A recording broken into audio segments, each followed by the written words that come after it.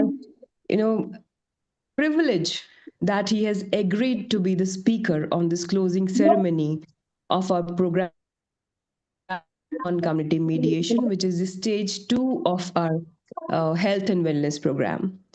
Let me, uh, well, I can really confidently vouch for it that this is going to be the best of all the sessions, because I have heard him earlier many a times, and he is the best in his field.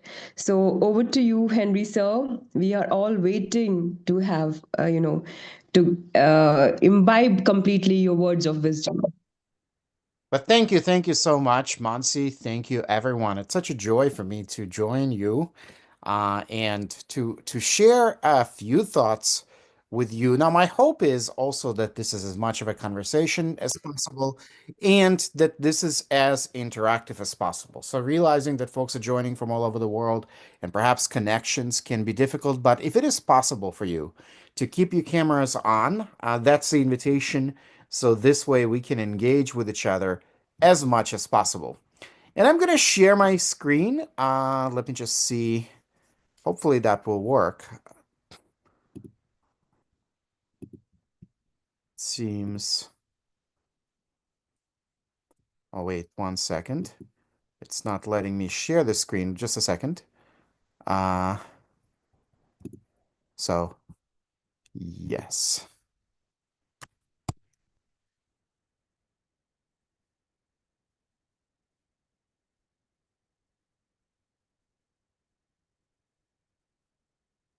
Okay, so I need to actually, it's saying to me, I need to.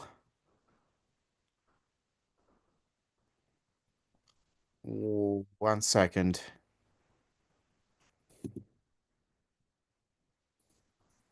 It's a, let me, so I need to, I think, or maybe it will work now. Let me just see. Can you see my screen? You cannot? No. Okay, Joseph, can you please help? that's fine. So let me just try it again. Oh yes, now we can. So now this and then let me share. I will share my screen and then we should go from there. Oh here it is. Okay.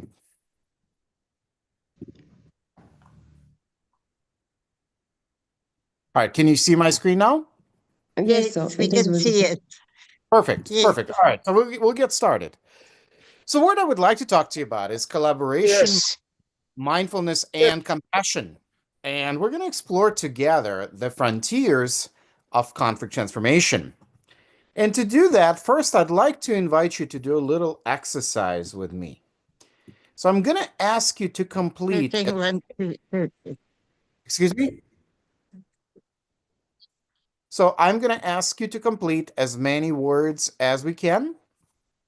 Um, and then whenever you have any 2 or 3, just raise your hand through Zoom and we'll chat a little bit. So asking you to complete as many words as you can. And whenever you have any 2 or 3, we're going to chat a little bit about them. So this is completing as many words as you can. Does anyone have any 2 or 3?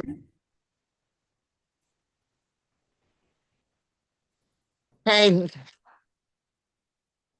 Dr. DePina, what did you say? Pain. The first one. Okay, very good.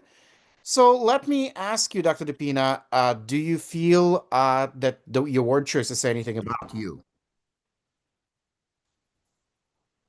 Mm. Okay, so maybe a little bit hard to hear. I also see Dimple. Dimple, you raised your hand. Go ahead. Uh, uh, yes, sir. First one is pain, could be pain, and third one enter. Okay, so Dimple, let me ask you this question. Do you think your word choices say anything about you? No, not the first one. Not the first one. Okay, very good. Helen, I see your hand. Go ahead. At most. Okay. Okay. So, Helen, the same question that I ask everyone else. Do you think your word choices say anything about you? Well, to an extent, because I tend to get the most out of every situation. Okay, so maybe, right? I think what I'm hearing is maybe. Okay, it looks like Janine also has their hand up. Janine? Go ahead. Yes, I've got plan and after. Okay, Janine, same question that I asked everyone else. Do you think your word choices say anything about you? But I know Yeah, that I love to plan and I like to be, I don't like to be first. Okay. I like to be, I lead from behind.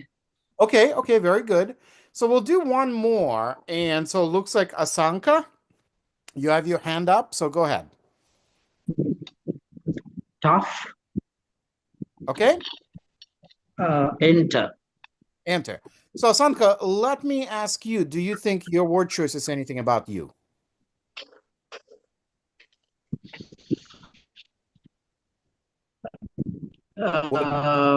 Opposite, I think.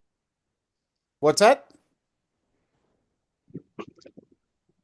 I am not tough. It's the Okay. opposite of me, I think. And Okay. then enter, yes, I always like to enter myself to different situations so that I will learn something and I will explore myself, whatever Okay. or whichever way I. Okay. Very good. All right, we'll give it one more. So Shabina has their hand. So Shabina, go ahead, and then we'll move on. So tell us your word choices, and then we'll talk a little bit about it. The first word is pain. The Okay. second one is touch. Okay. The third one is after. And the Okay. fourth one is uh, stare. Okay. And fifth one is attend. Very good. And the last one is no, I didn't get this last one. Okay. So Shabina, let me ask you the same question that I've asked everyone else. Do you think your word choices say anything about you?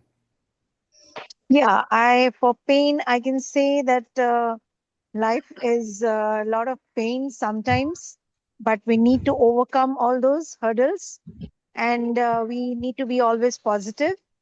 Okay. Touch is very important, but it says a lot of things through touch.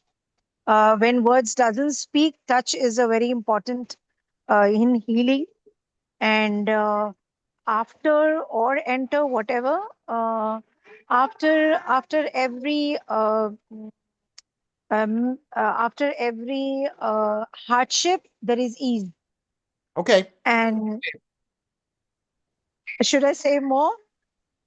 Well, let me more again because we're a little bit short on time, Shabina. Let me jump in here Okay. because Okay. I want us to talk about something else. But thank you all for sharing. So Okay. let Thank me you. share with you some word choices made by someone I know. Can you see it all on the screen? Pain, tough, hater, scare, attack, and defeat. So what could we say about this person? What could we say about this person based on these word choices?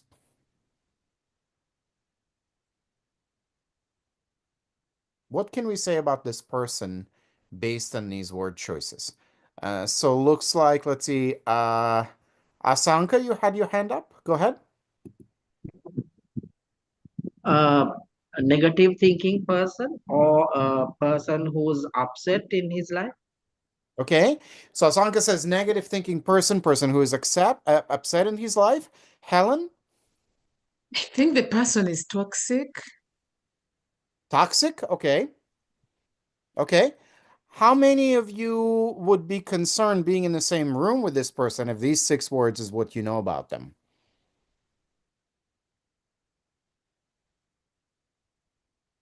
Helen? So Helen would be concerned being in the same room. Shabina, do you have something to add?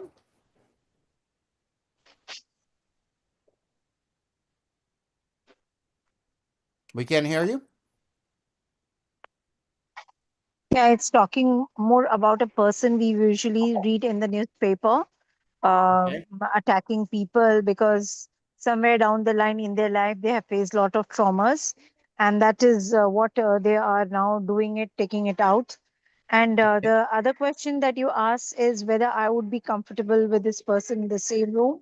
Yeah, Maybe, maybe. maybe. Okay, maybe, but certainly. So let me ask you, how many of you think that this person likes to be around people? Well, oh, sorry, I didn't mean that. But how many of you think of this person is comfortable to be around people? All right. So let me introduce you to this person. Should we meet them? Yes? All right. Sure. And you already have. You already have. And here's what I can tell you. So actually, none of these words describe anything about me. I did this exercise, and yet none of these words describe anything about me. These were my answers. And I did this exercise after I read a book on apartheid, and I work with conflict for a living. But other than that, there is not a connection. I am very, very happy in my work, in my life. I get to do this work. I get to engage with people like you. So why are we starting with this exercise? Why are we starting in with this exercise as we talk about conflict transformation? Because actually, where I would like to begin our conversation is by suggesting this idea. We know a lot less about other people than we think we do. We know a lot less about other people than we think we do. Actually, this exercise is based on very, very powerful research called introspective illusion. And this came out of Princeton. This is social psychologist Emily Pronin who did this research. And the idea behind this research, when people were completing their own word choices, most of the time when you ask people about their own word choices, what did most of you say? Does this say something about you? I think the answer was mostly, I don't know, maybe. For some of you, the answer was yes. For some of you, the answer was not clear. Inevitably, however, whenever we see word choices made by other people, we have all sorts of judgments, labels, evaluations, and conclusions, right? Based on 6 words. So, a couple other things here. If we know a lot less about other people than we think we do, then the idea that we can be in another person's shoes is an illusion. The idea that we can be in another person's shoes is an illusion, right?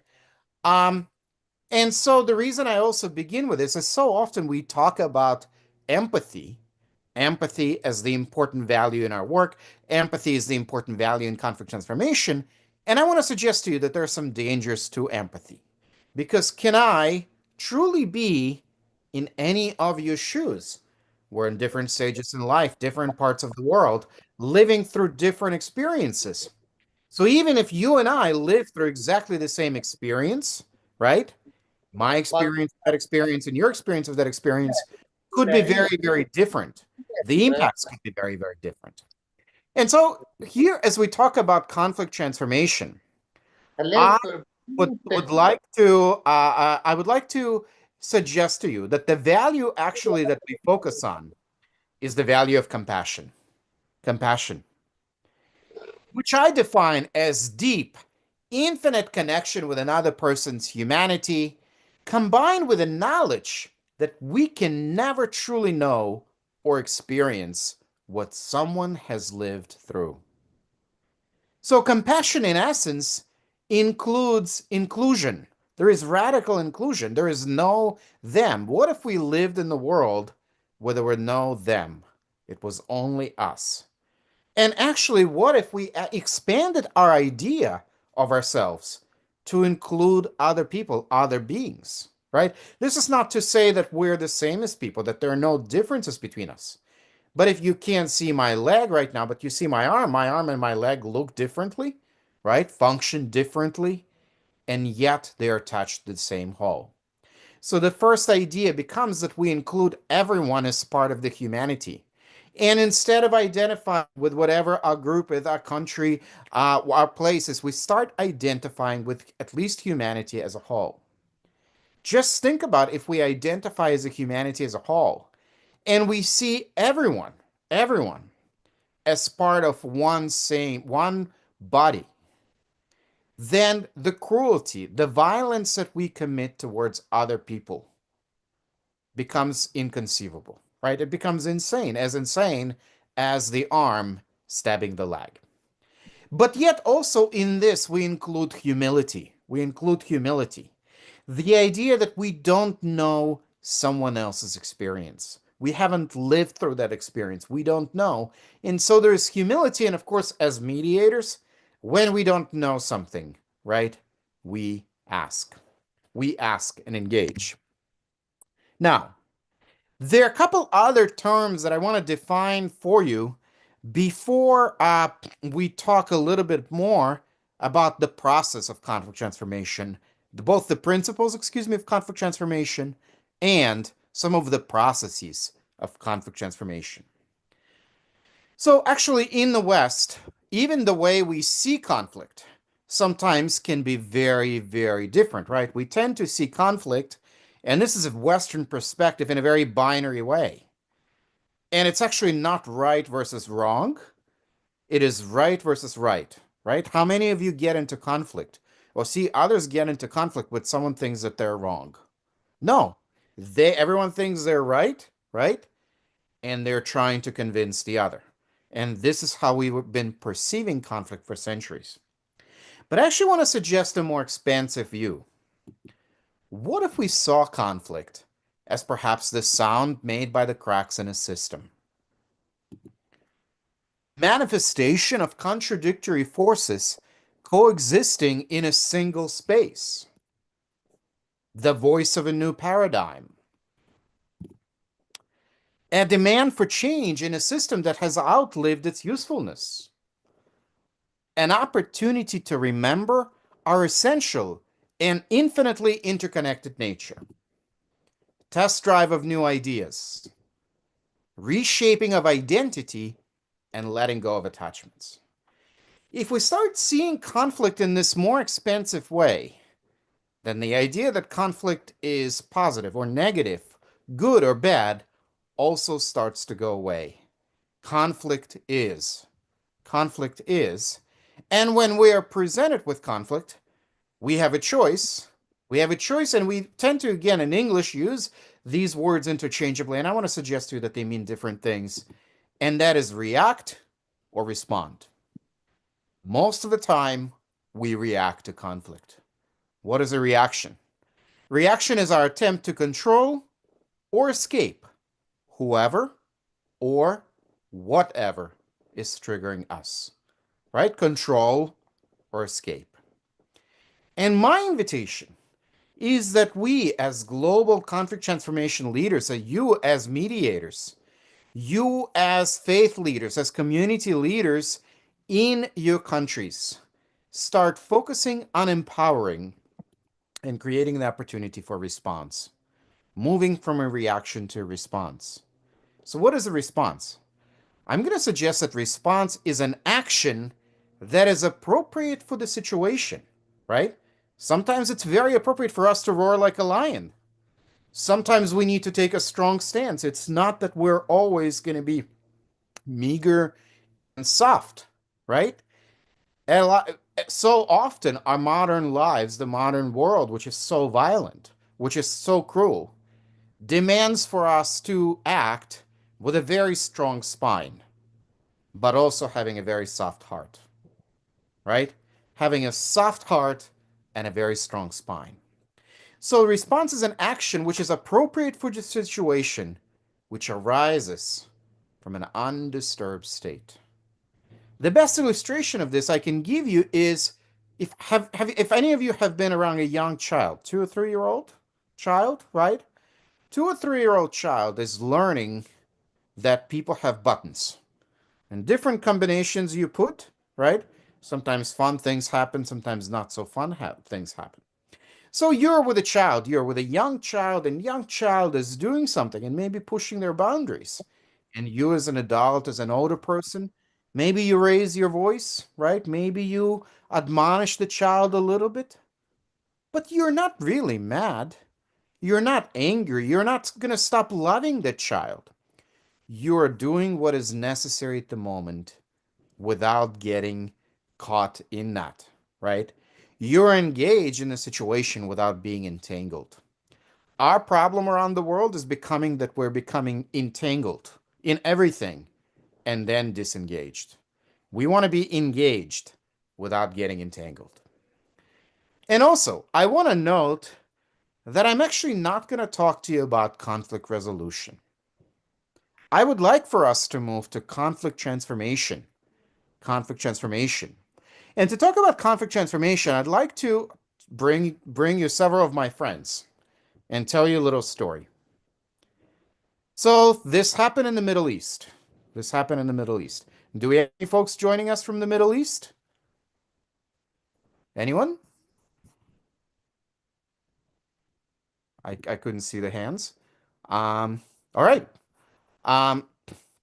So this happened in the Middle East. An old man dies and he leaves his entire inheritance to his 3 children. Now, his entire inheritance consists of 17 camels. You see some of them joined us here. They're posed for this picture for you this morning. This is morning for me. I know it could different times for all of you. So 17 camels. Now, of course, this is the Middle East, so the person has the oldest son, and the oldest son is preferred. So the father leaves 1/2 of his inheritance to the oldest child, to his oldest son. Then he has a middle son, and he leaves 1/3 of his inheritance to the middle son. And then this man has a daughter. Now, what happens to daughters everywhere, sometimes especially in the Middle East? They get the shorter end of the stick, right? Sadly, still. So to the daughter, he leaves 1/9 of his inheritance. So 1/2 of to the oldest son, 1/3 to the middle son, 1/9 to the daughter. Now we have a problem, don't we? We have a problem. 17 camels, right? Is 17 divisible by 2? No, right? 17 is not divisible by 3. 17 is not divisible by 9. So the siblings start arguing with each other what to do. How to divide the camels, how to deal with the situation. They're arguing, the situation is escalating, other people are getting drawn in. All the relatives, friends have an opinion about what should happen, and no one could actually resolve the conflict. And then someone suggests, you should go see a wise woman in a neighboring village. Maybe she could help you. So the siblings gather their stuff. They go meet with a wise woman in a neighboring village. They sit with her, and they're a little unimpressed. All she's doing is just listening to them. And then she says, look, I don't know if I could help you. Let me think about it. A few days go by. And then the wise woman, comes to the village where the siblings are living. And she's not coming alone. She gathers the siblings and she says, look, I don't know if I could help you. But she said, my family has been very, very successful. And we have all these camels that we're not using. I have this extra camel. Maybe you can use this camel, right? So now the siblings have 18 camels, and you're going to have to help me with math, right? You're going to have to help me with math. Okay, so they have 18 camels. So the oldest son gets how many? 9, 9. Very good, Dimple. The middle son gets how many? 6, 6. And the daughter gets how many? 2, 9 plus 6 plus 2 is what? 17. 17. This is conflict transformation. This is conflict transformation. And this is what so many of us do as mediators. We are not here to solve the problem. We're not here to give a solution. We're here to give a different way to look at the problem, right? What did the wise woman do here? She transformed this conflict by creating a situation where the siblings could see the solution. The solution could give everyone at least what the father willed to them without taking away from anyone else. And actually, the siblings had everything that they needed from the outset to arrive at their own solution. And that's conflict transformation. So now I'd like to introduce you to 4 principles of conflict transformation. I talk about them in my book. And then also with each of these principles, we're going to talk about specific tools and skills that hopefully you can utilize. You can utilize wherever you're living this afternoon as you start transforming your own conflict interactions and creating space for others to transform the conflict interactions as well. So, are we ready for the principle? Actually, let me give you a moment before we move to the principles. Any questions, comments, or concerns as before I introduce the principles?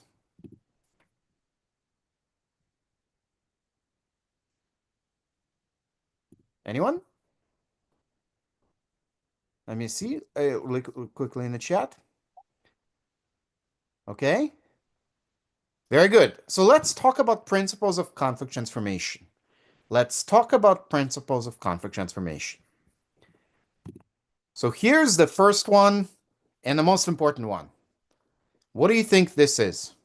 What do you think we're talking about here?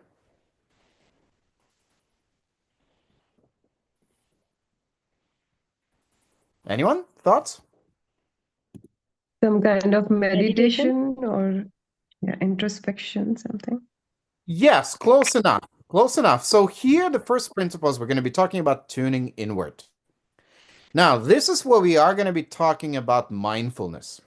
However, we're not going to talk about mindfulness in a way that folks have been talking about mindfulness in the West for the past 20 or 30 years, right? In the West, people tend to talk about mindfulness as a way to feel better. Well, just a few months ago, I spent some time in the Leh Ladakh region of India, some of the most remote regions of India, and I was meditating with monks at Lamar Yu Monastery in Ladakh, right? And I realized they are not doing mindfulness to feel better. They're doing mindfulness to get better at feeling. So for us to shift and transform our conflict interactions, for us to empower others to transform their conflict interactions, we need to become more sensitive, not less. And here, when I talk about sensitivity, I don't mean being reactive or emotional.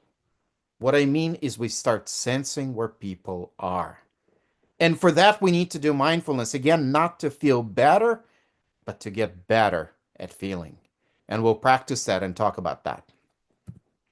The next principle, and this is my friends Mansi and Vedyabas will find this very, very familiar because this is also corresponding with the principles from nonviolent communication. And we're going to talk about how critical it is for conflict transformation. And this is the principle of observation without evaluation. And at least having the distinction between the two, observation without evaluation. Next principle is expansion. Expansion. When we are in conflict, when we are triggered, our focus becomes very narrow. What we see is past grievance, future anxiety, right? And very often we miss and don't see anything else. So we're going to talk about how to create space for expansion and also how to move from positions to and through interests, to and through emotions, to and through values, and finally, and most importantly, to needs. And the final principle is exploration. And this is bringing curiosity into conflict and also engaging with complexity, nuance, ambiguity, and uncertainty. Inherent in every single one of us as human beings, and therefore inherent in every single one of our human interactions. So now we talked about some of the framework, we talked about some of the principles, and now what I would like and hope we can do, excuse me, start focusing on some of the skills. Focusing on some of the skills. And so together, I hope we can do some exercises and learn some of the skills of conflict transformation. So we'll begin with tuning inward. We'll begin with tuning inward. And here, And here I'm going to say to you, I'm going to say this to you, that the most important tool of conflict transformation, the most important tool of conflict transformation is breath. Breath. I know Mansi already shared with me that you do some breath as part of your practices. And I'm here to suggest that how we breathe is one of the most important principles of conflict transformation. Why? Because breath is what can immediately shift how we are. Breath is what can immediately shift how we are. And if we shift how we are, this becomes the difference between reacting and responding. Okay? So I'd like for us to learn a very simple breathing technique. I'd like for us to learn a very, very simple breathing technique. And this is a technique that can be very helpful when we engage in conflict. So if you're at a space at a time where you can practice this technique with me, I'm going to invite you to do this together, right? So if you can, I'm going to invite you to come into a comfortable seated position. If you're seated in a chair, I'm going to ask you to come to the edge of your chair. I'm going to ask you to come to the edge of your chair. Why are you coming to the edge? Well, you're excited to learn something new, right? You're at the edge of your seat. Also, there are different times around the world right now. My voice is very soothing, I know. And so it's very easy, right, to take a nap. And that's not the intention. The intention actually is for us to feel. And I'm going to also invite you to close your eyes as you practice this technique. Now, again, this is something we do so that we can bring more of that inner focus. Okay? So closing your eyes, tuning in, and noticing the breath. Notice the colder air entering the nostrils. Notice the warmer air leaving. Consciously make your breath deeper so that the breath travels to and through the chest, to and through the stomach, and to and through the pelvic floor. And consciously pause as little as possible between each inhale and each exhale so that the breath can move in one smooth, continuous wave. Inhale transitions to exhale, exhale transitions to inhale. And we're going to use a very simple four-word English phrase to help us tune in. And the phrase is, I am here now. And we're going to combine this phrase with the breath. So as you inhale, thinking of the word I, exhale, am. Inhale, here. Exhale, now. I am here now. And let's just stay with that for just a little bit. Let's just stay with that for a few minutes. I am here now.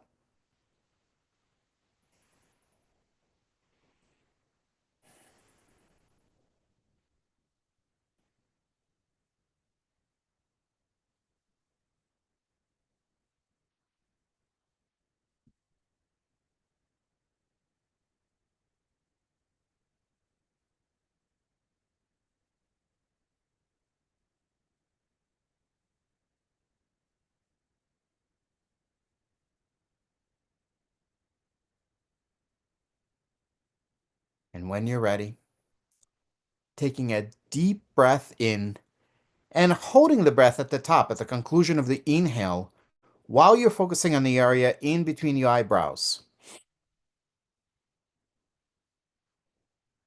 And then as you exhale fully through the mouth, gently blinking your eyes open. So would anyone be open to sharing what was your experience like practicing this technique?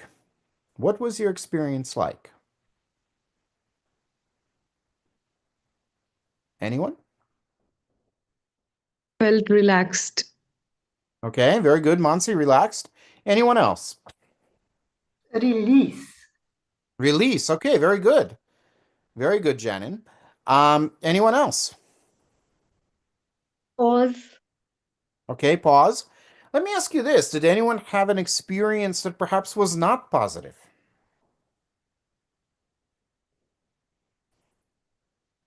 Anyone? And remember here, we're actually not looking for the positive experience, right? It can be, there's nothing wrong with positive experience.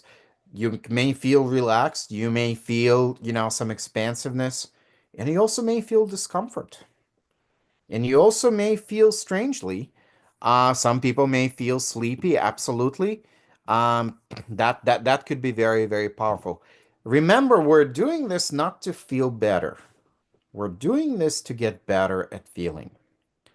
Because ultimately, even for us as peace builders, as mediators, as community leaders, we need to be able to connect with our feelings. We need to be able to sit with whatever is arising. Because my principle in my life, what I discovered is we can only give what we have. If what we have as a constant state is anxiety, fear, anger, then no matter what we're going to be doing, we're going to be bringing that into the world and creating that energy in the world. So we need to start with ourselves first and start cultivating this peacefulness within us. Then no matter where we are, no matter what is happening in the world, we show up as peace. And then it doesn't matter what we do. Sometimes we may have to roar like a lion. Sometimes we may have to advocate very strongly for our communities. And yet inside, there is peace, there is ease, there is joy. And that's what we start creating. Now, something else that is really, really critical. As we do the breathing, how do we also relate this to conflict?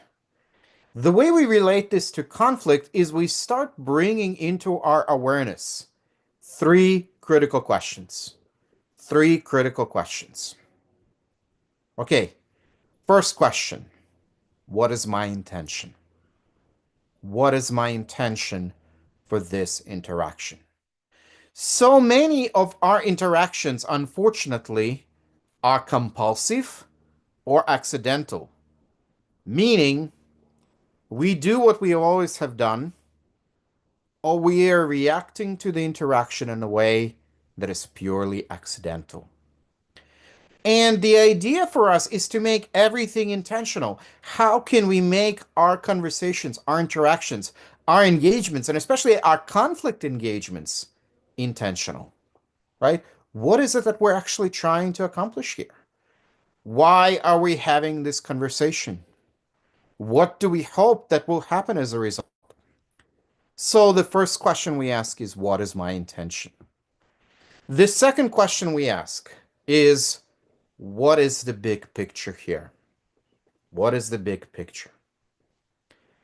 And, again, many of you live in parts of the world that are experiencing very, very difficult times, that are going through very, very difficult transitions, right? So when you're dealing with someone in conflict, they're coming to you from that greater context, right? What else may be happening? Why is this person so upset? Are they so upset about this situation? Because maybe they also don't have food to eat. Maybe there is also something else happening in their life that we need to know and to understand. So, what is the big picture? Now, the third question, to tell you the third question, I'm going to share a little story with you. Is it okay if I share another story? Yes? Okay. So, we have three sisters. Three sisters. And they graduate from one of the best universities in India. Best university in India. Become very, very successful. Very successful. So successful that money is not an issue. Money is not an issue. All the money in the world they have. And, their mother has sacrificed for them. Mother did all sorts of things to make sure that these three women, three sisters, could get the education that they need, could do everything that they wanted. So mom's birthday is coming up, and the three sisters want to do something really special for mom. Because it's one of those birthdays when you start realizing, maybe there's more that's past than that's coming in the future, right? So the three sisters want to do something very, very special for mom. So the oldest one decides to buy mom a brand new Mercedes with a driver. So mom can be driven anywhere in absolute comfort and luxury. The second sister decides, I'm going to send mom on a round the world cruise. As mom was taking care of the kids, she didn't get a chance to travel, didn't get a chance to see the world. So now we're going to send mom on a round the world luxury cruise. The third sister was a little different always. And she decides, I am going to buy mom a very, very expensive exotic parrot. And I'm going to teach that parrot, all of mom's favorite phrases and book verses and all the things that can really inspire mom. So mom can just sit there and the parrot could recite her favorite poems, her favorite verses, everything that she loves. So, these three women send these three gifts to mom, and then they are eager to hear from mom. How did the mom like the gifts? So the first daughter asks Mom, so how do you like your new car? Mom says, you know what? It's okay. I like it, but I like to drive my own car. I like to have a sporty car. And I'm here to drive fast. I want to roll my own gears. I don't need a driver. I don't need a Mercedes. The second daughter asks Mom, but how did you like, your around the world cruise? And Mom says, it's okay. It was good. But she says, my type of vacation is to get on my Royal Enfield and to go in the Himalayas, to go to Punjab, to go to Leh Ladakh, and explore the Himalayas. Being on a luxury around the world cruise is just not my thing. But then mom doesn't even wait for the third daughter to ask. And she says to her, but I gotta tell you, that chicken that you sent me, that was delicious. So what is the point of that little story? The point is the third question that we ask. And the third question that we ask is, what is needed? What is needed? If someone is coming to you for solace, don't give them the solution. If someone is coming to you for solace, don't give them the solution, right? What is needed? What is my intention? What is the big picture? And finally, what is needed? Now, second principle of conflict transformation. Second principle. And by the way, here's the breathing technique that we did. I will share it with Mansi. And we'll move on from here. So second principle is observation without evaluation. And here I'd like for us to do a little exercise.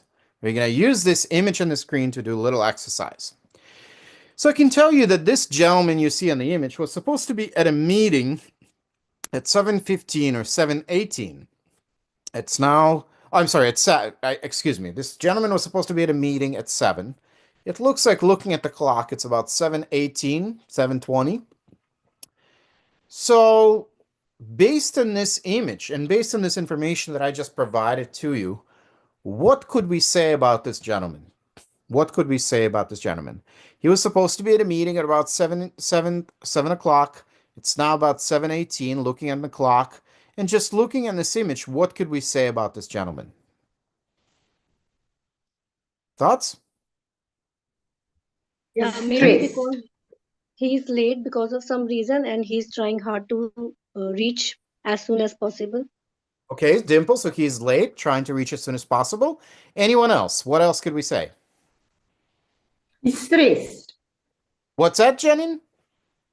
He's stressed. Okay. It's stressed. What else? rushing to catch up. All right, anyone else? What could we say about this gentleman?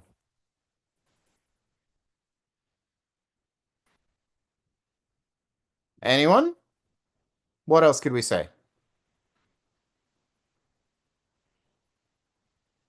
All right. So I actually disagree with all the descriptions you gave so far. And here's why. Excuse me. Let me get back for a moment. Here's why.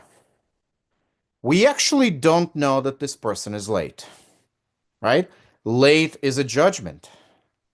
And late is also a judgment that depends on cultural context. I don't know if we have any folks joining us from Latin America, from South America, Central America. I've spent some time in South and Central America, and I can tell you the concept of time there is a little bit different. Do we have anyone from Latin America here on the call? Anyone? Okay, so maybe not. But here's what I discovered working with some of my colleagues and friends in Latin America. There, if you say, okay, we meet at 7, that could mean anything from 7:30 to 8, right? If you come at 7, you're actually early, impolitely early. I've also spent some time in Germany and in Switzerland. There, if we say 7, 7 means 6:45, right? You have to be there on time. So actually, based on this image, we don't know that this person is late. We don't know anything about their state of mind. All of these are judgments, labels, evaluations, or conclusions. All that we know is we have a man who's with mouth gaped open, looking at his watch. There is a clock on the wall which shows 7:18, and he's holding a folder, and it looks like there's some papers flying out of the folder. That's what we can say about the image. And we don't know anything else. And why am I saying this to you? And again, this is going to be very familiar to my friends Mansi and Vedyabas, because this is the very basis of nonviolent communications, is how we give feedback. And this becomes very, very critical for us as peacemakers to know this. So how do we begin with, because this is critical. This is critical for us as mediators, as community leaders. How would we give feedback to this person? And I'm sorry, I'm getting some feedback. If you can mute yourself, whoever, because it's just hard to hear. Okay, so let's say we want to give this person feedback. Okay, so instead of saying you're late, you've been late. Let's say this happened a few times. What if we say something like this? Hey, we've scheduled this meeting to begin at 7. It's now 7:15, 7:18. Tell me more. Tell me more. So we begin with a very, very specific observation. Then, after the observation, we go to sincere inquiry. Tell me more. Tell me more. What if something else is happening in this person's life which makes them being there at 7:15 or 7:18 an act of heroism? Hey, I was taking care of a sick child. On the way here, I encountered an accident, whatever it is that happened, right? So instead of saying you're late, you're unprofessional, any of those judgments, labels, evaluations, or conclusions, we begin with a specific observation. We then go to sincere inquiry. Then we share our feeling. Our feeling. What is a feeling? And very often in a professional setting, I would use the word discomfort. When I saw you come at 7:15, 7:18 for a meeting scheduled to begin at 7, I felt discomfort. I have a need. Why do we care? I have a need to ensure that, when we have our meetings, that everyone is there when the meeting starts so that we can really work through and plan our project. And then we make a specific request. Hey, can I ask that next time we have a meeting that scheduled for 7, you're here at 7? And is there anything that I can do? Is there anything that I can do for us to work better or communicate better with each other more effectively? So this is how we also start practicing observation without evaluation. And then one of the purest forms of observation without evaluation is listening.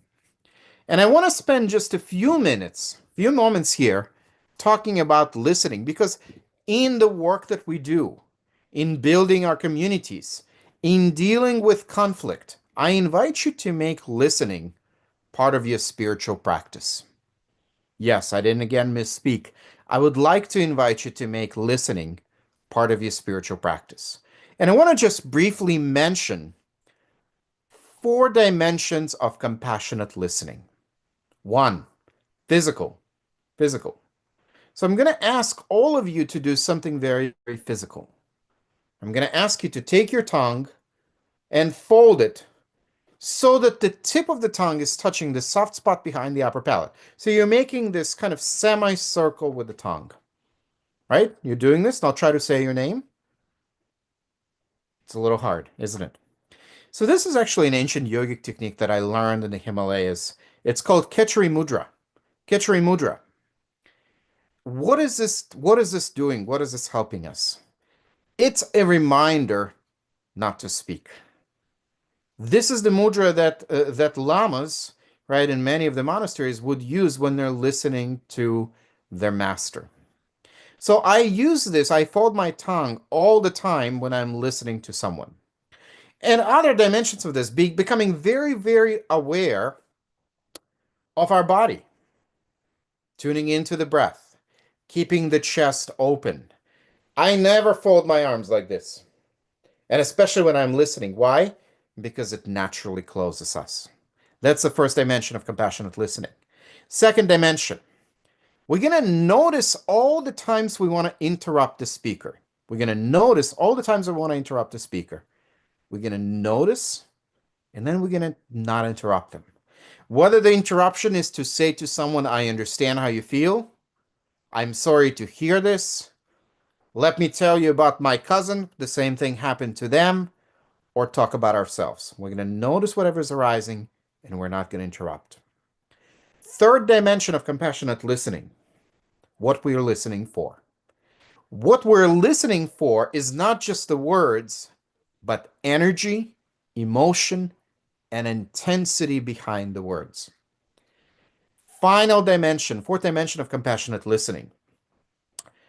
We're going to summarize the general gist of what the person had said, while then using our body and our voice to capture energy, emotion, and intensity behind their words. Now, this is sometimes when my students will tell me, Henry, are you telling us that if someone is yelling, we yell back? The answer is no. However, if someone is upset, if someone is intense, if someone is feeling very strongly about something, we want to show them that we're getting that intensity. And as we summarize what they're saying, I will very often use my body, use my voice to try to capture that. Now, again, if someone is at a 10 on 1 to 10, it doesn't mean we meet them at a 10. We meet them at a 7 or 6, but not at a 3. Not at a 3.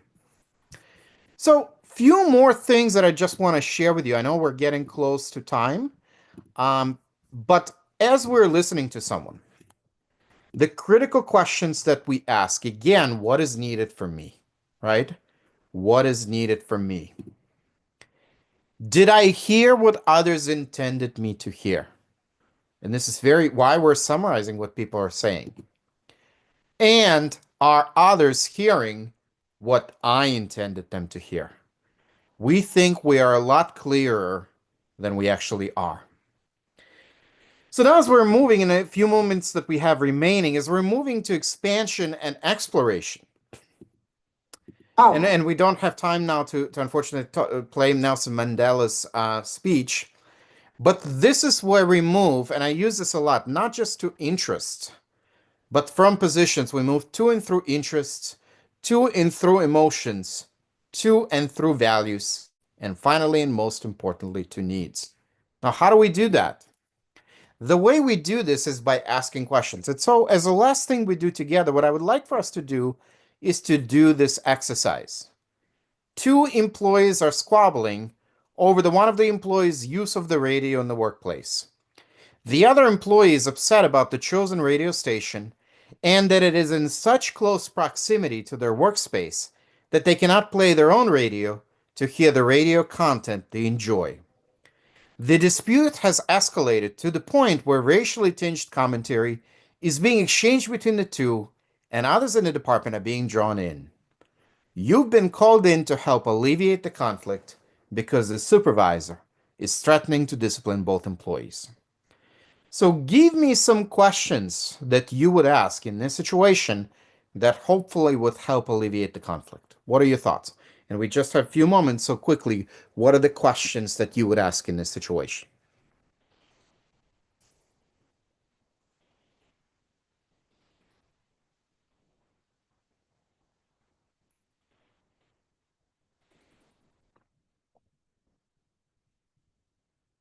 Thoughts? What are the questions we would ask in this situation? Anyone?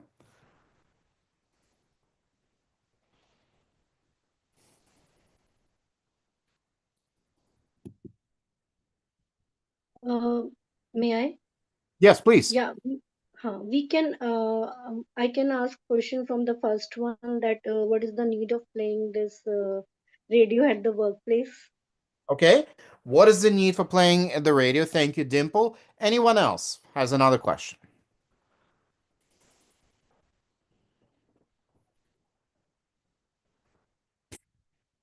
So someone posted in the chat. Let's see.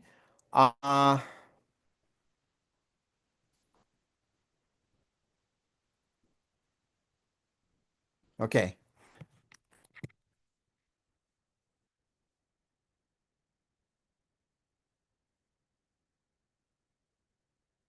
What is the motivation behind this action? Okay. So let me again, because we don't have much time, here's what I'm getting at. Actually, do we even know that this is about the radio? Is it possible that one of these employees ate the other employee's yogurt 5 years ago, and since then things have been very difficult with them? So in some ways, this is a trick exercise. The most important question we ask in this situation is not the question that we ask the employees. It's actually the question that we ask ourselves. The question that we ask ourselves is, what is it about this situation that I don't know? What is it about these people that I don't know? When we ask this question, now we have a million questions, right, for each of them. Because do we actually know where they're working? What kind of work are they doing? What is happening in their personal lives? How are they approaching? Why is radio important? What is their past relationship? Anything at all? And so, and certainly we have to be very careful with headphones, right? Because that's going to problem solving. And ultimately, where I would like to end today is to invite you actually to move away from problem solving to empowerment. Because when we, as leaders and as conflict resolution professionals, as community builders, can move from problem solving to empowerment, we are transforming conflict interactions. And we are transforming difficult interactions into opportunities. Opportunities for growth, opportunities for connection, opportunities for dialogue. Thank you all very, very much. And I don't know if there is time for questions. I'm certainly happy to make myself available for any questions, comments, concerns you may have. I know we have an hour, so I'm happy to stay a little bit extra if there are any questions, comments, or concerns arising for any of you. Thank you so much. So I think we have some time for the questions too. Are there any questions from the participants? So it looks like Aksha, go ahead. Yeah, actually, I'm at a little noisy place, but I will ask the question briefly and quickly. So first of all, I want to congratulate you for an awesome lecture, and you brought in so many wonderful Eastern ideas. That is what Yes. is I'm taking home with me, and I'm grateful to you for that. My question is, you mentioned the rolling of the tongue to control not talking when somebody is speaking. So what is that mudra called? That is my one question. And secondly, may I request you to share the PPTs with Mansi so she can share it in the group? So yeah, so absolutely, I would be happy to share my slides with Mansi, and then Mansi can share with the group. The mudra, the specific mudra that we talked about, the way I learned it was the Khechri mudra. Not Khechri, the food, right? That we eat in the Himalayas sometimes. Khechri mudra is the name, and that's folding the tongue. Okay, Uh, that's great. yeah, so thank you, Akshay. Thank you so much. Let me see Grateful if to there are you. questions in the chat. So someone asked for my contact? Absolutely. And so let me put that in the chat as well. My full name is Henry Yampolsky. My website is livingpeaceinstitute.com. And you can also take a look at my book. My book is available around the world, certainly on Amazon. And I'll put my book, the name of my book too, so that if anyone is interested, you could find it as well. And I'm typing that right now.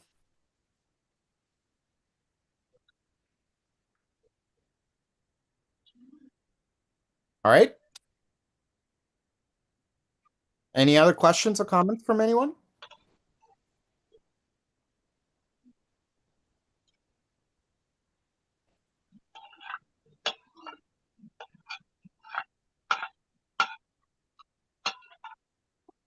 I would also like to share with the participants that Henry is also a Sattva yoga trainer.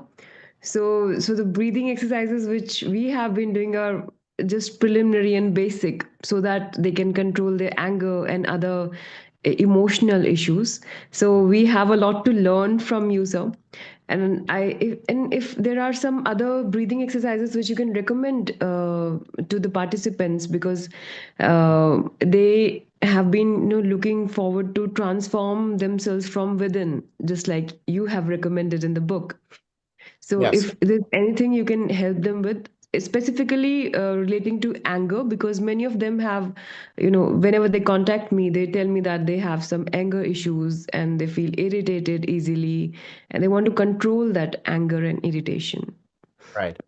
So couple things here, Mansi. So first of all, I invite people not to try to control their anger, but to try to actually sit with that. Because when we resist something, it will persist, right? If we resist, if I say to you right now, Mansi, don't think of an elephant. No, don't think of an elephant. Don't think of an elephant. All you can think of is the elephant, right? So the key here is not to try to control anger. The key is that we actually invite anger and we allow ourselves to sit with that. Now, sitting with someone and acting on it are two different things. And so we don't have time now to really get into teaching techniques, but what I want to say is it doesn't matter so much what you do as long as you do this consistently. So if you can find a technique, meditation technique, mindfulness technique, contemplation technique, the key is whatever it is that you stay with this. Because think about it, if you're in the desert and you're trying to find water, and I think the mistake that so many people make is they'll try this technique, this teacher, this guru, that guru, right? In India, I met a lot of people who are guru collectors. They're collecting gurus, right? They're walking around, they're traveling around India, and they will say to you, "I went to this guru, that guru, right? That Swami, this Swami," but there's nothing changes. Why? Because they're not sticking with anything. So you find a teacher, you find a practice, and then you stay with that. And then, because then if you're in the desert, right? If you dig a little here, dig a little there, you dig a little over there, do you have any chance of getting to water? The answer is no. But if you start digging and you go deep, then you have a chance. So it almost doesn't matter what you do as long as you do this consistently, and it becomes a relationship that you develop. You develop a relationship, whether it's with a guru, with a practice, and then you can go deep. If you're just hopping around and trying and sampling different things, for some time, I think that's helpful. but then at some point you gotta find something for you, and then you gotta use it, and then you gotta go deep. And for me personally, I know that we have a number of folks joining from India, Southeast Asia. So Sadhguru has a very, very powerful program that I personally utilized. Inner Engineering. It's available throughout Southeast Asia in many different languages, um, different programs. So that's a great program, also available online. And I can put, and that's something that I've also utilized, and that has been helpful. Again, if someone wants to learn more specific techniques, I'm also going to put my email in the chat, and you can email me and I can send you some more specific techniques. But in my experience, one of the programs that I think is very powerful has been Inner Engineering program by Sadhguru. But again, I want to emphasize it almost doesn't matter what you do as long as you're willing to do something consistently. If you're just jumping around, from this guru, to this swami, that swami, this technique, that technique, it's hard for anything to really become effective. Thank you so much, sir. Thank you. And if you have 5 more minutes, or I think we would like to do the breathing exercise with you, the one which we have been practicing throughout all our sessions. And towards the end, we'll thank you. So it will take just you don't mind. So just 2 more minutes, sir. So everybody, please switch on your videos and we will practice the alternate breathing technique, which we have been practicing and you all are very well versed with. So let's begin. So don't bother about the screens. Sit comfortably. Please close your eyes. Now at the count of 3, we're going to breathe in from our left nostril. 1, 2, 3. Breathe in from the left nostril. Now breathe out from the right nostril.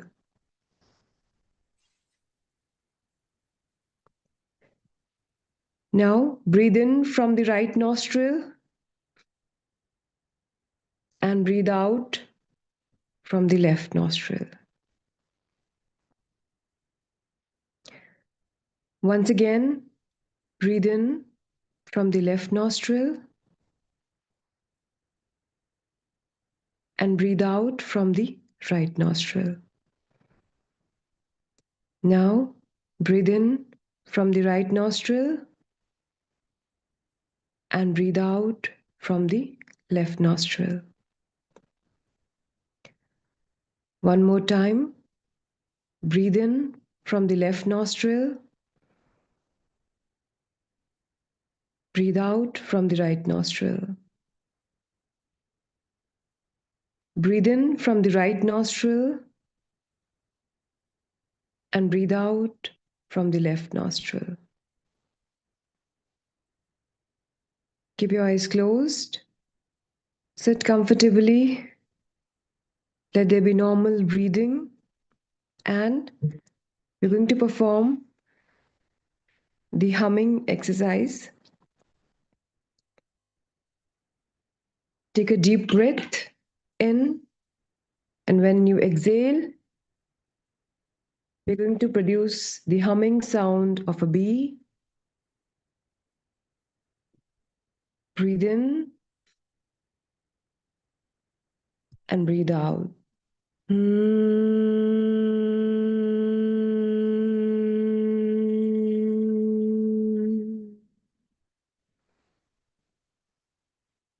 Breathe in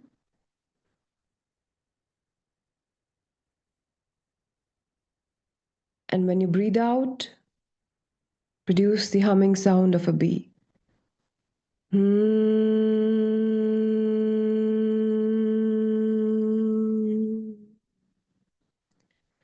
One more time.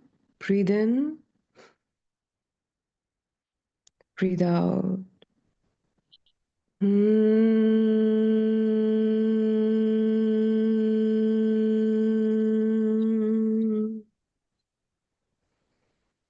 Breathe in, breathe out.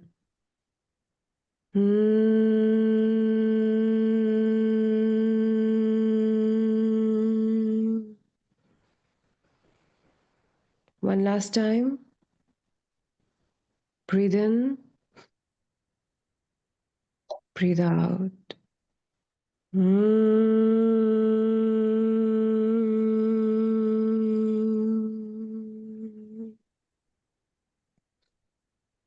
Rub your palms together. Gently place them on your eyes. Feel the energy. And slowly open your eyes. Come back to consciousness. Thank you. So that was a quick session because we, as a reminder, we have been repeating these exercises towards the end of every session. Thank you, Henry sir. What a wonderful and inspiring and transformative session. We've learned a lot, and we've learned how we need to, respond instead of reacting. And every single time, it is important to transform oneself before thinking of transforming others. So, just like Gandhi said, be the change you wish to see in others. So, I'm sure we shall be working upon ourselves, and then, as community peace builders, we will be contributing towards the betterment of society. So we have our participants, and of course, some of these people have been working in this direction. They are peace leaders in Africa. Madam Marta, in particular, has been working for the school children in her country, and she has been running various courses for the school children for their, for teaching them the human values and conflict transformation. And of course, Dr. Nikki, she's been contributing towards everything good to our organization, Global Peace Let's Talk. So it has been an absolute privilege for us to have you here, sir. What a wonderful closing for our community mediation program. I can't thank you enough for the contribution. So thank you, everyone. Thank you for your time and attentiveness, which is more important than just sitting in front of the screen. So thank you once again. If anybody has any remarks before may I please request Joseph to take a group picture, and then we call it a day for today. Thank you. So everybody, if you can please switch on your cameras, let's take a group picture. Professor, this is Dr. Nikki. I just would like to say thank you so much. It's really been an inspiring hour, and I hope that we can invite you back again. Thank you so Absolutely. much. Thank you. Thank you so much. Thank you so much, sir. Thank you, everybody. Thank you. All right. Thank you, Take care, Henry, sir. everyone. Thank you. Thank you. Bye-bye. Bye-bye. Thank you.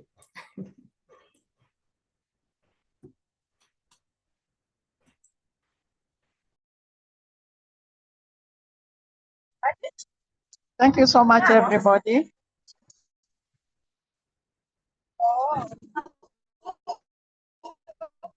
Thank you very much, Ms. Sharma.